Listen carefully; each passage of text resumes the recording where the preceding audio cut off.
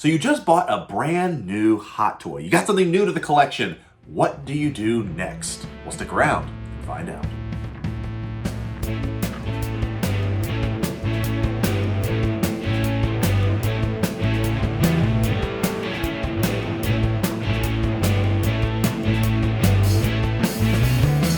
Well, what's up everyone, and welcome back to the channel for a very unique video that we're going to be bringing to you today.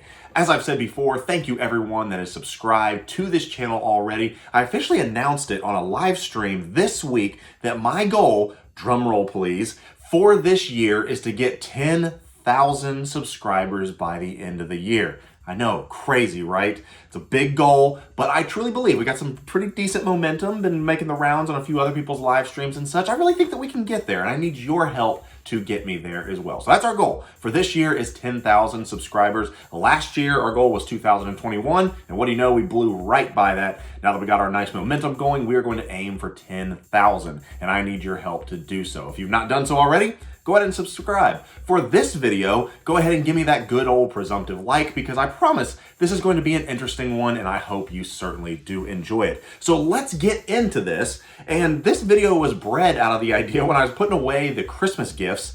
I took a quick picture and I said, here are all my boxes. Anybody interested in a tour of all my boxes that I have here in my storage attic? And everyone said, with an overwhelming majority of 88%, yes. I want to see a little bit more behind the scenes. So I was like, well, I really don't know if just kind of showing the boxes is really going to be that exciting. So I was like, what could be intriguing enough for people to actually watch? And I said, okay, let's do something. What to do when you get a brand new figure, a brand new hot toy. So we're going to do that today. We just got a brand new hot toy in. We have the Punisher here, and I will show you from the unboxing to the packing up of the accessories, all the way to putting it into a display and then putting that box away, what to do. And yes, you'll get a nice behind the scenes look of my storage closet, and I'm sure everyone is super excited about that. But without further ado, let's break into this lovely little piece and let me show you what I do. Alright, so this is what I use for my basic setup. I have my accessory box here, and I'll talk about that in just a few minutes. It's where I put everything. I got a little bit of a blade so that I can cut away anything that may need to have access or tape. And then there's the figure itself, and we'll get right into that. But I want to have this right nearby so that I never lose any of the accessories and always have them the right figure to the right accessories, so you don't lose anything. And I'll be taking out some of the figures, accessories, and actually leaving them in the box because I won't need them. And everything else I'll end up putting in the box. So if I ever want to use something for photography, it helps me out with that as well. Now I always like to open it up, nice and freshly sealed. Pop this bad boy out, go ahead and take the slip cover off. And once you get everything out, you have the figure and the clam tray. And there it is.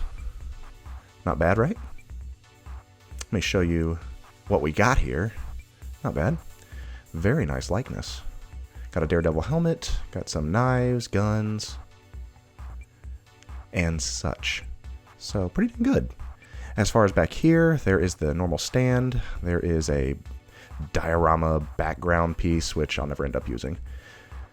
I will end up going ahead and getting the figure out here so that we have the figure and take a little bit of a closer look. And I immediately start moving it around and posing it just so I can try to get a little bit of inspiration on how I want to pose it, what it's going to look like.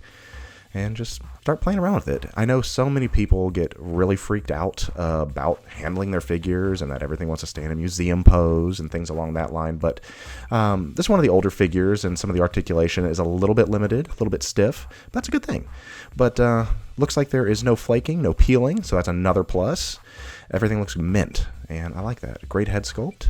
And let's take a closer look here at what they have. I think I'll end up adding one of the guns. I'll end up using probably the rifle, most likely. And this looks pretty good. So what I will need is a holding hand. This will be the one that goes on his left hand, I believe. And then a trigger finger, which would be this one right here.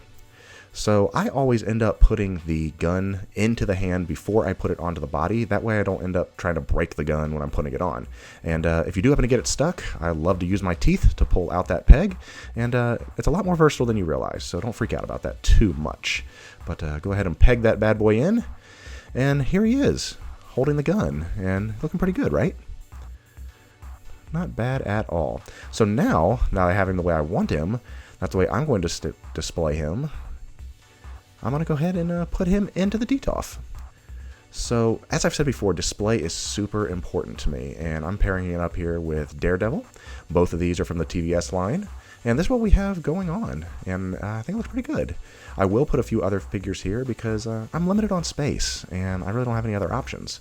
But here's the head sculpt, here's the rifle, here's the pistol, and one of the things I really like is this diorama display piece that came with Daredevil. Had a little bit more depth, but I like to structure in levels. As you can see, I have those acrylic risers. But let's go add the other figures. And there it is. Added a few other figures, added Vision, Scarlet Witch. But I'm out of room, so I really don't have a lot of options. But I think they look pretty good. Matt Murdock and Punisher. Not bad at all. So now that we got that, we got it in the display, let's go ahead and put the rest of the accessories into the box. So I'm going to take this and put that into my accessory tray here. And as I've said, this is the one that holds the Daredevil pieces, so that way I never lose track of what is what. I like to keep the characters together. You know, you'll see the Hulk figures together, you'll see the Daredevil figures together, so that way there's no issues. And the parts I'm not going to use, you know, such as this giant machine gun, it looks really cool, but I'm not going to end up putting it into the box there because I don't have any space for it. So move a couple different pieces around, put the different little hands inside, and there we go. Not too bad, right?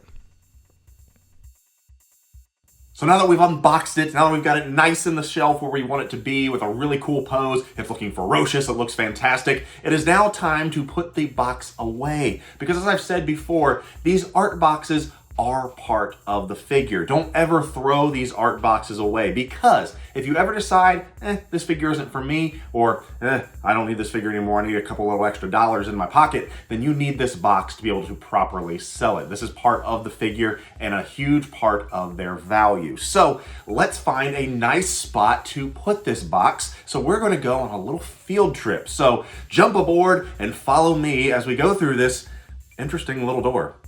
So here it is. Here is my little door where we'll end up putting this figure into our storage facility. Open up the door, and let's see. Not the easiest way to navigate or get into, but this is it. This is where I keep everything. I have all my Sideshow pieces. All the die-cast Iron Men are right on this bookcase right here. You can see Iron Man Mark 7, War Machine, Battle Damage 85. All of them are right there. So I keep all the Iron Men and all the die-cast pieces together. Here are some bigger pieces. There is the Iron Scavenger, if you see that. There's the Blitzway box for the Ghostbusters. It is huge. There's Jabba the Hutt. That one is absolutely massive. And let me see what else I get a little light going in here. There's the Hulkbuster at the bottom. But here is our Cave of Wonders. I try to keep everything fairly organized, as I've said. This is where all the Star Wars goes. You can see our Clone Troopers, General Grievous, Death Troopers. Down here are my Dark Knight figures and Batman pieces. There's Game of Thrones, as you can see. And as you look around, there are quite a few boxes. And Star Wars is right here. When you try to decide what it is, I keep them in the brown shipper if they have it. But how do you know which one it is? Well, sometimes you have to just pull it out and take a quick look. 5-0 first. I know that one is Lando, simply because of the packaging. Hopefully, as you can see what is labeled on there, but with the Star Wars boxes, it's a little more challenging because all the boxes are the same. So there's no real art boxes on those. But if you move over here on the Marvel wall, you can tell exactly what the figure is. There's got Falcon, got Spider-Man Advanced Suit, Scarlet Witch, Captain America, Deadpool, Black Panther. Lots and lots of stuff. Down here, we have some of my third-party figures and big-party figures. Venompool, Hulk, Thanos, Venom, Breaking Bad. And as you can see, I try to keep things together. Here's my Mythos statues. There's Obi-Wan and Darth Maul. There's some more Dark Knight figures. Some one-offs, Grindelwald. And that's kind of it. More Batman pieces. Here are my quarter-scale pieces. Vader, Mando. I mean, I keep it fairly organized. That's what I've said. I want to know where most things are. I keep it by franchise, keep it by the shows, essentially. And I'm keeping it down to Marvel and Star Wars, so I keep it kind of simple. And that's the way I'm focusing my collection as well. So what do you do? Does this help you at all? Is it helpful?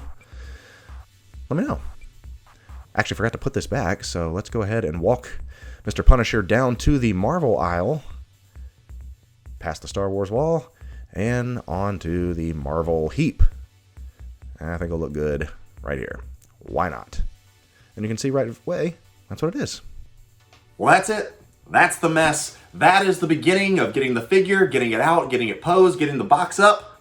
That's what I do. And I encourage you to possibly do something very similar to that, because as I said, putting your figure in a good spot to make sure that it's properly displayed also protects it. It helps protect your investment. It also helps protect where you're putting all the different accessories so you don't lose those. And then if you ever want to switch anything out, it is right there at your fingertips, as well as being able to put this box away, because at the end of the day, if you ever need to get rid of it, it'll be helpful and very beneficial for you to have that. I hope you enjoyed this. As I've said before, if you've not subscribed to this channel, big lofty goals coming up ahead, 10,000 subscribers. I need your help to get there. Go ahead and give me a like if you've not done so already. Let me know down in the comments where you put your boxes. Are they in the closet? Are they a storage facility? Do you get rid of them? Let me know. I would certainly like to hear from you. I do my best to respond to every single comment that I get, as long as it's nice. The mean ones, I don't really get around to that. But that's going to do it for today. Hope you've enjoyed this, and I will be seeing you in our next video.